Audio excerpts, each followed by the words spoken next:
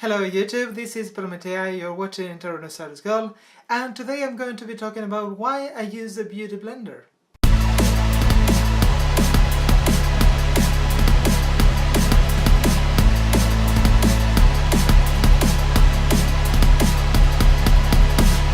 Well, before we start, if you're new to my channel, you may be wondering what is that on my face. This is because I'm trans and I have a beard shadow, and this is the things that I apply before my actual makeup to be able to cover the beard shadow. If you're curious about that, take a look at this video over here. But if you don't have a need to cover a beard shadow, stick around anyway, this video is still going to be relevant for you. So after I made the Power of Makeup video, the one where I explain how I cover my beard shadow, some of you were left wondering why did I start using the beauty blender when before in a prior video I had said that I had no need for using anything other than just my hands. And the thing is that, yeah, I didn't really feel a need, but I had the opportunity to try it. I decided I wanted to see if it really was better, as I had been hearing. And it turned out to be pretty good for me. The beauty blender is not expensive at all, so I saw no reason for not trying it. Of course, they are a bit more expensive than regular makeup sponges, but it's still a pretty low price, especially if you take into account that they last for a very long time. Some people have said that with proper care they can last up to a year. I think between 3 to 6 months is more realistic and still pretty good.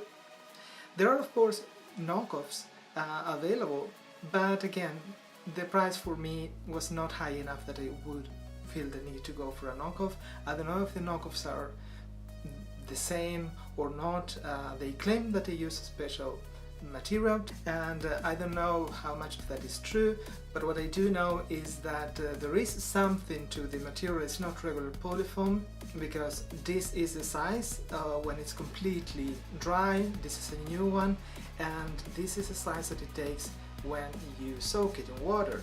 So as you can see, there is a pretty big difference there, and it's also very soft. So that probably makes a difference. You can try a knockoff if you want, see if it performs the same, if it does the same things, but if it doesn't feel like really soft when you soak it in water, then go for an original. As I said, the difference in price is really not worth going for a knockoff. Now of course you can also use a brush to apply foundation, but I don't think that's the best tool for applying liquid foundation like the one I use, because it's like when you're painting a wall. If you paint with a brush, it's going to leave marks on the wall. It's going to be clear that you use a brush. Most professionals use paint rolls for that reason, so that the paint goes on more uniform. When you're talking about applying foundation, it's the same thing.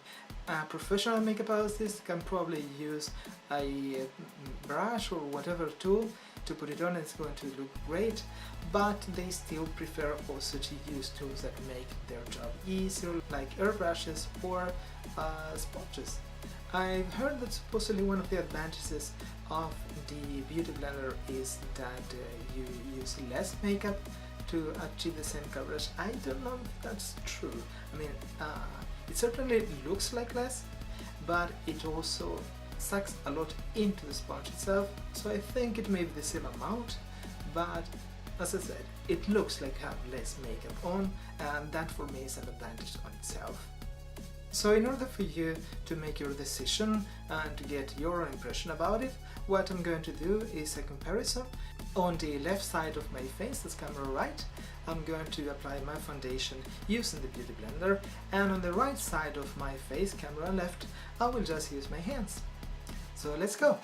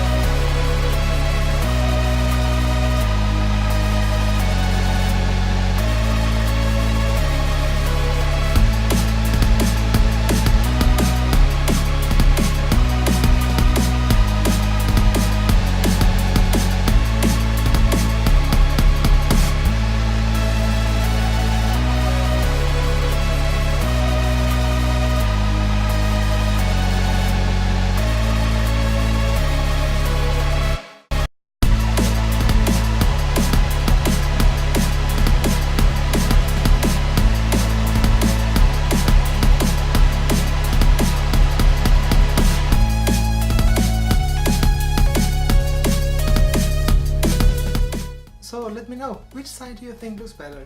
One thing that I have to mention though is that I haven't been applying makeup with just my hands in a long time, and I just realized then that it is so much easier to apply makeup with the beauty blender, and it was also much faster, so I'm even more convinced that it's convenient also.